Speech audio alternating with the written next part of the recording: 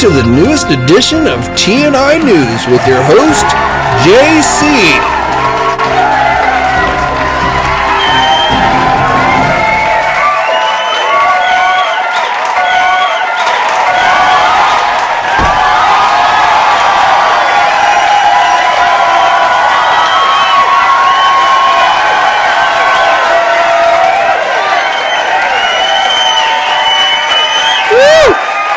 What's up, everybody? JC here, and welcome to another T&I News video. And today I've got a number of pieces of news to share with you on the McFarlane toy front.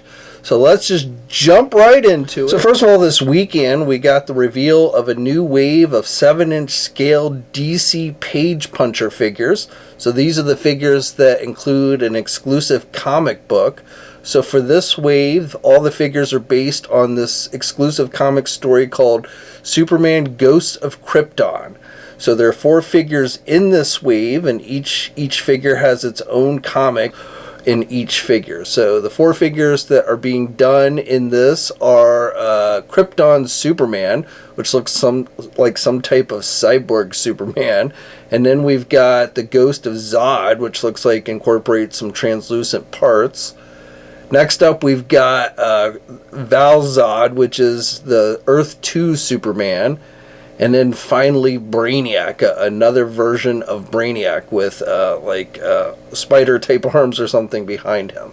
Now, these figures are slated to go up for pre-order starting this Wednesday at 12 p.m. Eastern Time.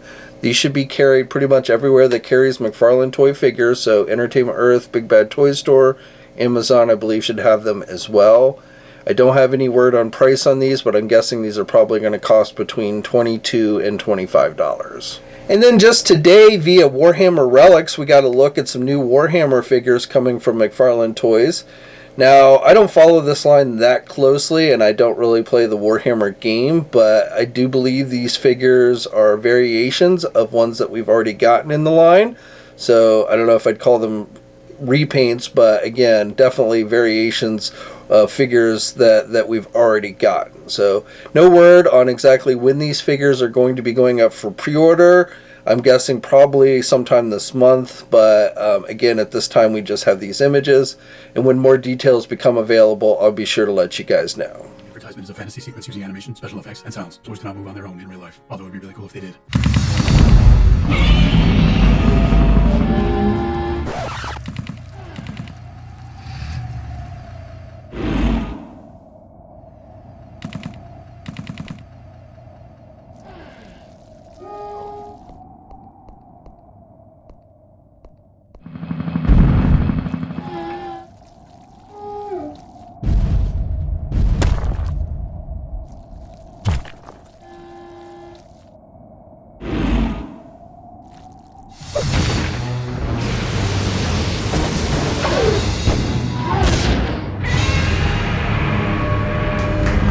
That I think we all knew was coming since last week when we first saw the Knightsend Azrael Batman figure that went up for pre-order and quickly sold out, along with the other figures in that wave, which included the black and gray Nightfall Batman and the first appearance Detective Comics Batman figure.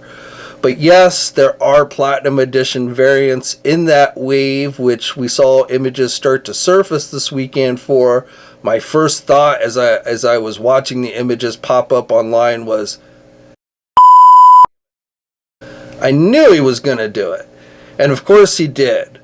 So yes, we are getting essentially a correct blue and gold and gray Knightsend or Nightfall Batman figure. Not to be mistaken with this one that we got as a Walmart exclusive several months ago, which, if this figure had the correct colors to it, you know, this new Platinum Edition wouldn't be that big a deal. But of course, this one, which honestly wasn't too easy to get either, you know, you can see it has the wrong shade of blue. The gray is pretty much too light as well. The gold is okay, but definitely, the blue is the worst thing about this figure because it's this kind of baby blue, sky blue, whatever you want to call it, as opposed to the darker, more metallic blue that the Nightfall Batman should actually have. Now, of course, this isn't the first time Todd has done this, where he's taken a figure and completely screwed up the colors. The Kyle Rayner Green Lantern figure was a great example of that with the lime green that we first got. It wasn't until more recently in a 2-pack that, exclusive to Amazon, that we finally got the correct colors on that one. But this one, it's even worse because this is going to be a chase variant, and means it's going to be probably incredibly hard to get and in super high demand. So the question begs, why does McFarlane keep doing this?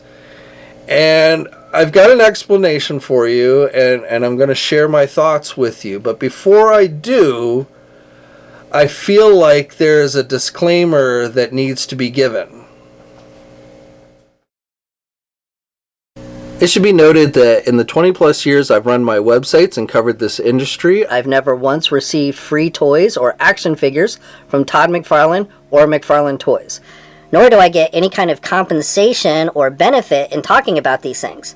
It should also be noted that my explaining these things and why they're likely happening is not meant to be a justification or defense. I do think it's good sometimes to understand why these things happen, and also to understand that possibly there are other people and other aspects of this hobby that are affected by these things, whether it's for the positive or the negative. So again, my explaining this to you is based on my own experience, and just to give you an understanding on why these things are likely happening and probably why these things are not. Okay, now that we've gotten that out of the way, let's delve into this question. So why is McFarlane Toys not producing more of this figure? You would think logically this is a figure that they should know, right, that is going to be in high demand. So wouldn't they want to sell as many of these figures as possible? And yes, that seems like a logical conclusion, but this is what you're probably not thinking about. Especially these days after the last several years where these toy companies were way overproducing the number of products that were coming out. Because of the pandemic, where people were buying more, they were slow to reduce the production, and so now you've seen where all this product just almost immediately goes to discount. Goes to places like Ollie's, goes to places like Ross, even places like Amazon towards the end of the year, slash the prices incredibly on these figures. And that means somebody's taking a loss. So it's not like those are just free discounts. But of course, you, the consumer, and I don't think anyone blames you, the consumer, for being like, well, if I don't have to pay full price, I'm not going to. I don't think anybody would. But it's not really sustainable to have that keep happening and expect that these action figure lines are going to continue either. So these companies, McFarlane Toys, and they're not the only ones, but they're the ones we're specifically talking about today, they're pulling back the amount of production they're doing on these figures, which is why you saw this wave from last week sell out very quickly, because they reduced the amount of product that they were producing. Now, you may have missed this a couple weeks ago when I sat down with Big Nerdy from Nerdzoic, which is a small e-tailer, and we talked about some of these things, including specifically McFarlane. And, this is what he had to say about McFarlane figures. No. I mean, we've seen some companies be really quick and nimble with it. McFarlane's probably the best example. A year ago, their stuff, you couldn't give it away. People would be like, no, you pay me, then I take it. Like, it was awful. Like, I had to donate a large stock of the Batman movie, and I forget, there was another wave or two that were so terrible, I couldn't even sell them for $5 a figure. They were all toys for tots. They were just terrible. But now, if you take a look, and Big Bad Toy Store is no one ever mistaken, they are the epicenter of the industry. What they do, the rest of us follow. They're selling out of waves quickly because they cut their orders. But also, McFarlane cut his orders. He cut the quantities down hardcore. And now we're seeing, I never saw this in stores. And a lot of it's never even making it to stores. And so you can see at one point, he basically had even quit carrying McFarlane figures because they just weren't, he was essentially getting stuck with unsold merchandise that he was having to then turn around and donate to Toys for Tots, and that's great for Toys for Tots, but that's not great for his business. So for a time, because essentially McFarlane figures were being way overproduced, they weren't holding their value, and this small e-tailer wasn't able to sell them. So now you're starting to see, companies react to that and try and essentially self-correct.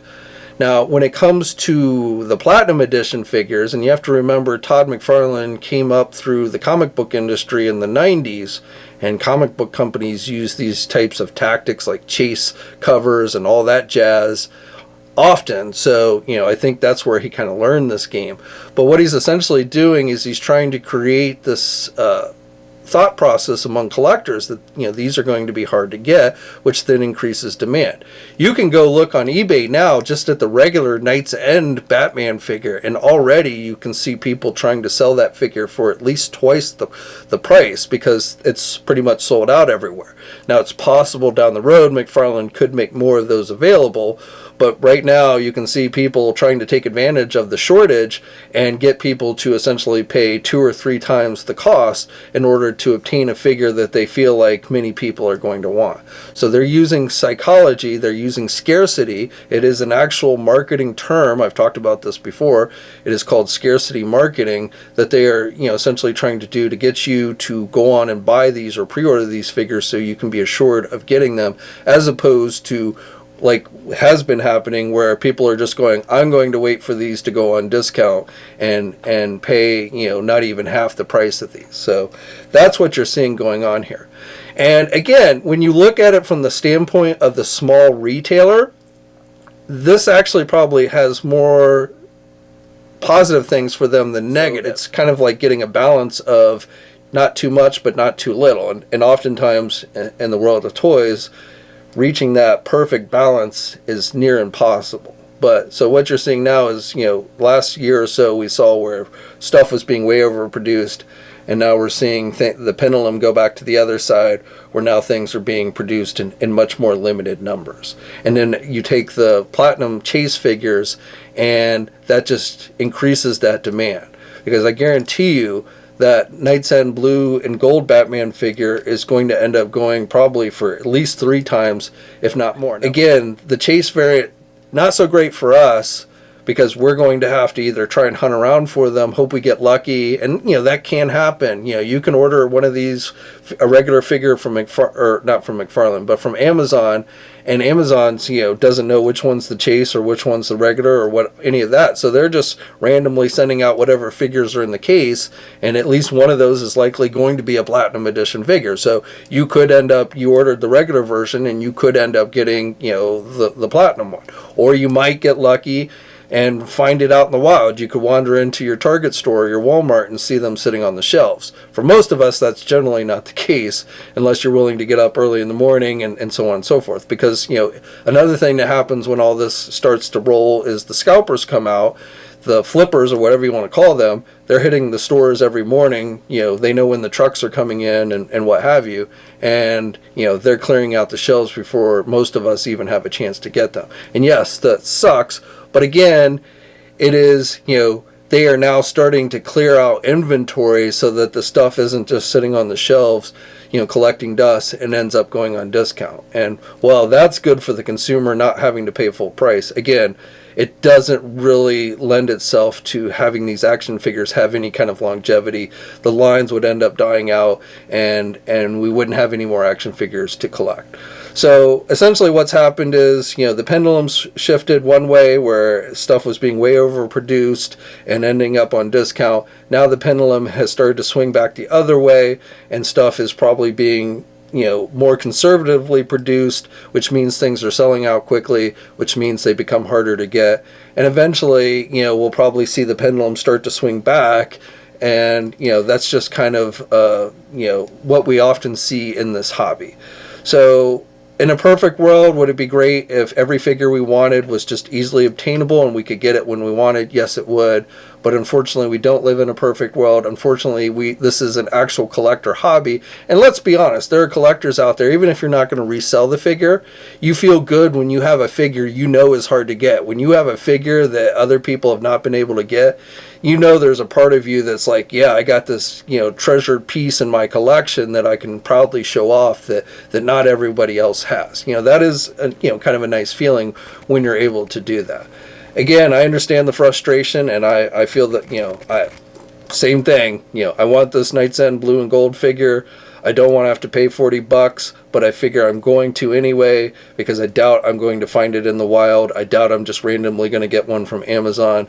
McFarlane Store might sell a couple of these at cost on their site, but again, if you're not there immediately when they go up, they're going to sell out like that.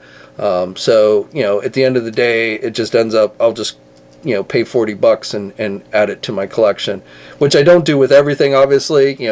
You get more choosy when things get more expensive, so there is a give and take there as well.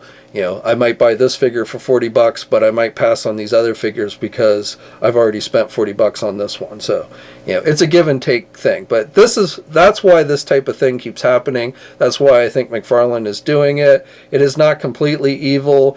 It is, it does in some ways help the hobby when things start to get more in demand, because it brings out more people who start hunting around for the stuff and so on and so forth. And we'll have to see how this plays out, but there you go. There's my explanation for it.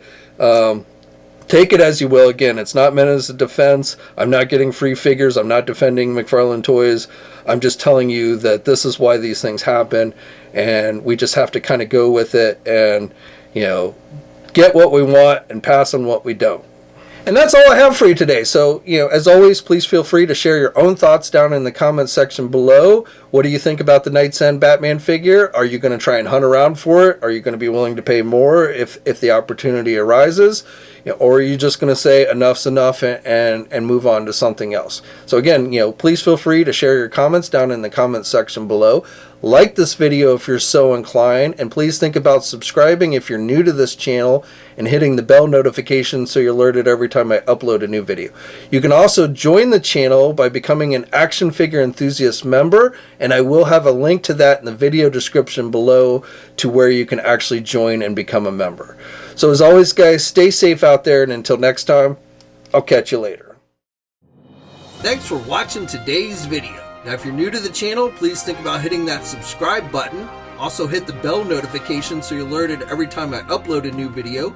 For all the latest action figure news, be sure to head over to toynewseye.com, marvelousnews.com, JediInsider.com, and tformers.com. And remember, action figures are great,